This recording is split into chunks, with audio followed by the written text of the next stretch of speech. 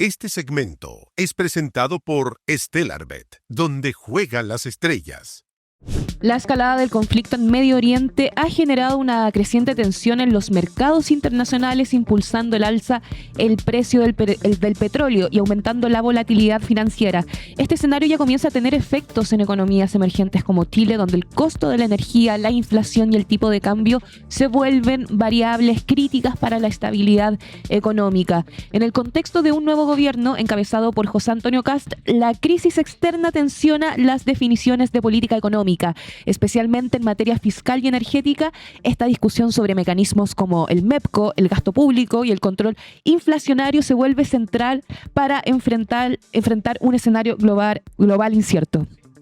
Es por eso que para nosotros es un placer contar con el economista Gonzalo Markner esta mañana con nosotros para entender, profesor, todo esto que está pasando, porque parece que estamos en un escenario que da la sensación de una crisis mundial. Por lo menos en internet empiezan a viralizarse siempre estos gráficos donde coinciden las crisis globales con alzas del petróleo. Ese es el gráfico que está circulando en este momento en X y puede ser una simplificación de la realidad, pero a la gente le da señales. Cuéntenos, Gonzalo, ¿qué es lo que opina usted? ¿Qué factores explican esta reacción de los mercados frente a la guerra? Más allá de los mercados, buenos días a todos. Creo que estamos viendo escenas, imágenes de sufrimientos humanos muy duros. Bombas, jefes de Estado que son secuestrados, que son asesinados. Y sobre todo poblaciones civiles, hoy día en Irán y en el Líbano. Eso creo que es lo primero. Pero, claro, esto tiene efecto en la economía mundial. Y de eso creo que quieren conversar, ¿verdad? Y por eso, porque póngase en el lugar de la persona de a pie que solo ve un gráfico y ve un relato. El relato es: cada vez que ha subido el petróleo de esta manera, ha ocurrido una crisis global. ¿Es eso cierto? A ver, el Medio Oriente es una zona eminentemente inestable desde la creación del Estado de Israel en 1948. Hay guerras periódicas, desgraciadamente, que tienen un componente además étnico-religioso que hace muy difícil llegar a acuerdos territoriales estables. Y en este momento tenemos efectivamente, una región del mundo que reúne el 38% de la producción mundial de petróleo. El petróleo sigue siendo el insumo básico más difundido para todo tipo de actividad, empezando por el transporte.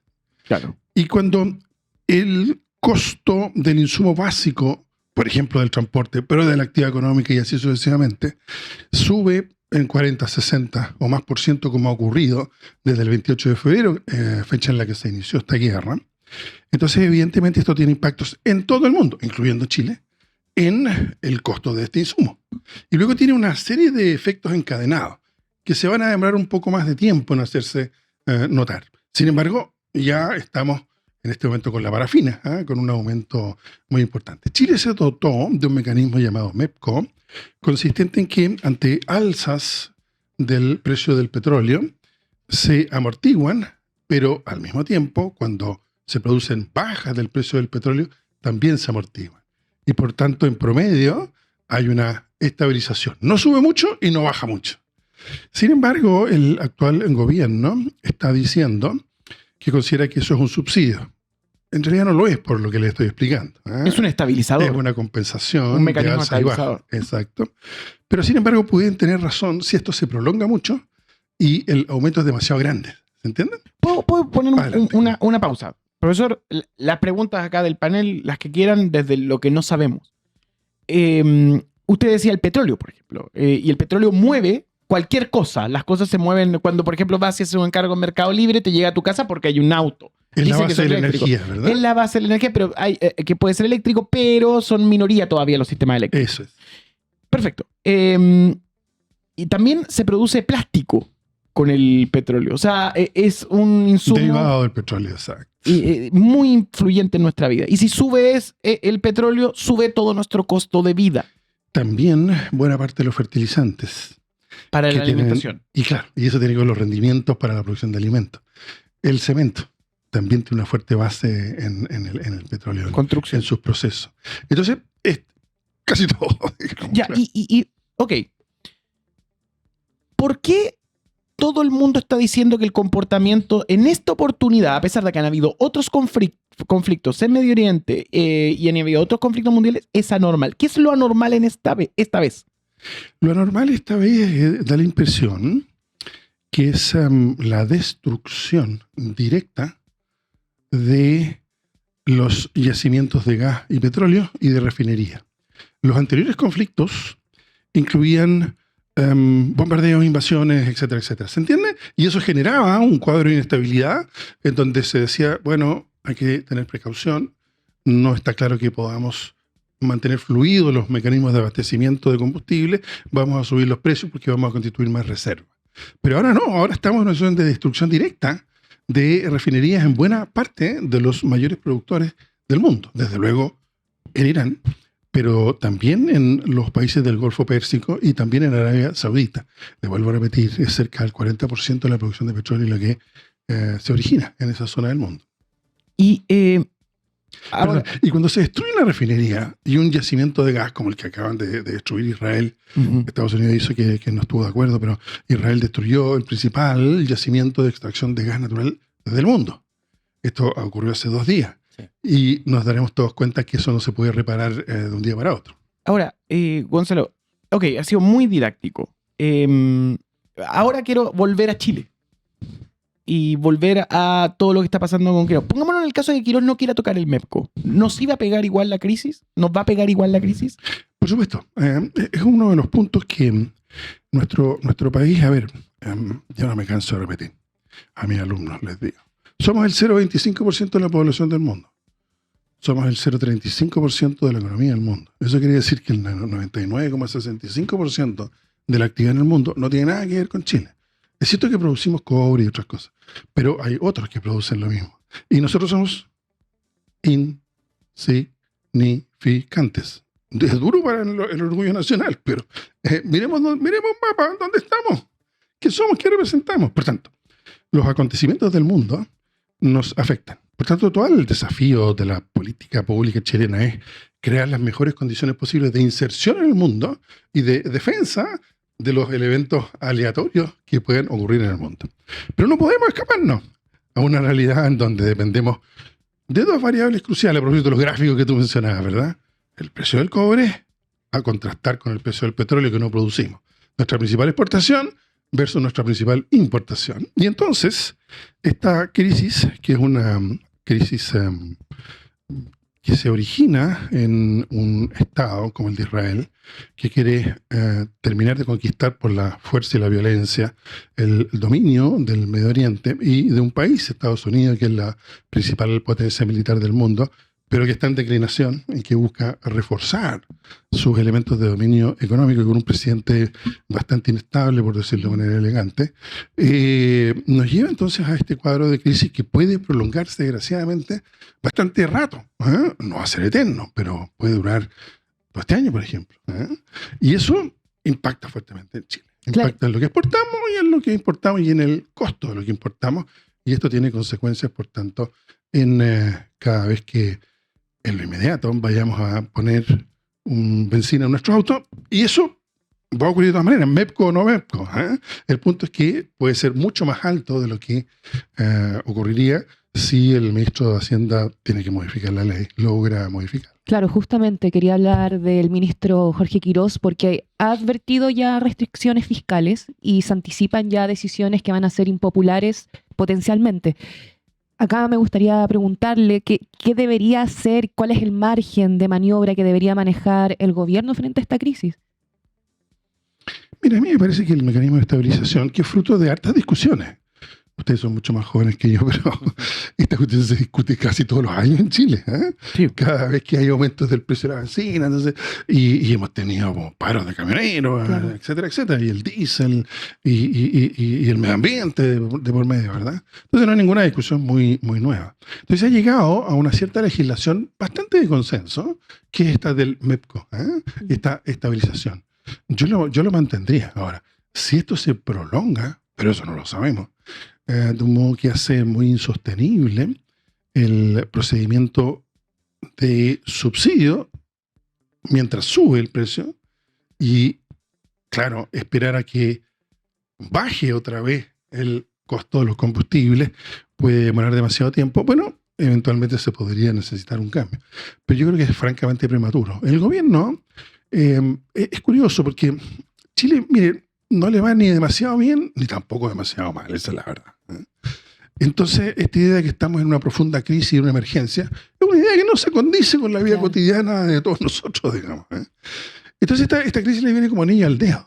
Porque, mira la crisis. No es muy interna, pero es externa y tiene efectos internos. Entonces, aquí nos ponemos machos y decimos, no nos importa ser impopulares, vamos a tomar medidas. Lo que quieren es, principalmente, bajar los impuestos a las utilidades de las empresas. Quieren reintegrar el sistema tributario para que las personas de más altos ingresos paguen menos impuestos. Y ese es el fondo del asunto. Entonces, ante las crisis, yo pasé 7 años de mi vida en La Moneda, ante las crisis lo que principalmente cabe de calma y tiza. Por supuesto, no en acción, pero por lo menos un espíritu de cierto temple. Y eso es lo que hay que transmitir a la ciudadanía además. Creo que es muy prematuro estar tomando medidas que parecen extemporáneas, en verdad. Claro. ¿Lo ve como inevitable eso? ¿Como que hayan alteraciones del MEPCO? Acabo de responderle que no. Yo creo que habría que esperar un buen tiempo. Pero ¿cuál es el tiempo? Esa es mi pregunta. Es que depende de lo que siga pasando. La situación de guerra entre Estados Unidos e Israel e Irán puede terminar hoy día en la noche, como puede terminar en 6 meses más. Donald Trump es inestable. Así es. Se lo pregunto porque, por ejemplo, uno en los medios en general todo esto llega a través de medios internacionales, agencias, en fin. Y lo que ve es que, por ejemplo, anoche yo estaba leyendo, no sé, los principales portales económicos, Wall Street Journal, Bloomberg, en fin. Y lo que decían era como que bueno, claro, durante el día llegó a los 119 pesos el barril. Y estuvo perdón, 119 dólares el barril, y después bajó hasta los 111, pero seguimos en precio alto, en fin. Estaba en 60. Hay como un relajo, claro, está en 60 hace algunas semanas.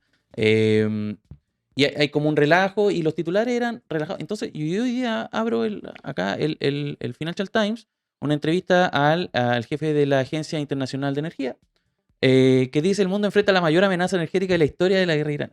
Titular totalmente, y lo tienen destacado en uno de los principales diarios económicos del mundo. Entonces, uno ve como que de repente ya estamos relajados, y lo que pasó con Trump, por ejemplo, en algún momento Trump la semana pasada dijo la guerra está por llegar a su fin, baja el precio. No veo a nadie relajado hoy día entre los gobernantes del mundo. No hay que relajarse. Pues, estamos ante una crisis, pero que en particular depende. Por ejemplo, la Agencia Internacional es una agencia de la energía, es una agencia que es internacional, que reúne a los principales, digamos, expertos en los temas energéticos. Y ellos, yo creo que están tratando de dramatizar todavía más la situación para decirle a Trump, pues, pare la guerra. Es lo que está haciendo el presidente del gobierno español. Pare la guerra. ¿Qué acaba de decir Europa? Esta no es nuestra guerra y no vamos a mandar barcos de guerra a abrir el estrecho de Hormuz, que es por donde ya no pueden pasar el 20%, ¿no?, del tráfico de petróleo en el mundo en la actualidad.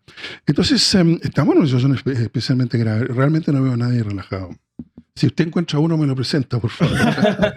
Claro, y ante esto, ¿cuál sería en este escenario el rol del Banco Central? ¿Seguir haciendo su trabajo? No. A ver, vuelvo a repetir. ¿Tiene algo que ver con Chile, la crisis que estamos viviendo? Nada. Cero. Lo que recibimos son los efectos. ¿Qué puede hacer nuestro gobierno para terminar con el conflicto en el Medio Oriente? Menos que cero. Ya. ¿Qué puede hacer el Banco Central entonces? No mucho. El Banco Central, sin embargo, tiene una política muy equivocada, y es que frente a crisis que implican aumentos de precios externos, por ejemplo, la invasión hace 4 años de Rusia a Ucrania, que provocó fuertes aumentos del precio de los combustibles y de los alimentos. Eso nos vino encima como brote inflacionario de manera muy fuerte. Y el Banco Central decidió hacer una recesión interna en Chile respecto a un hecho completamente externo, que además iba a tener un ciclo, como se demostró posteriormente. Entonces yo espero que el Banco Central no haga ninguna tontera y no se le ocurra provocar una recesión interna para tratar de hacer que menos personas tengan empleo, los salarios reales bajen y de esa manera entonces tengamos menos inflación que nos viene desde fuera. Es realmente la peor de las soluciones. Así que me pregunta qué tiene que hacer el Banco Central, ojalá nada. Gonzalo, para ir redondeando, ¿sabe qué? ¿Quién es el puesto número 1? Porque usted, además de economista, es un hombre político. Las dos cosas son un poquito inseparables. La economía está muy determinada por la política, como estamos conversando. Y en ese sentido, bueno, entonces al ciudadano a pie le va a subir el metro, le va a subir el Uber, le va a subir... El metro tal vez no. Depende de la política pública. O sea, la política pública es muy importante. Para algunas cosas sí. Para otras, desgraciadamente, no tiene márgenes de maniobra como he tratado de expresarle.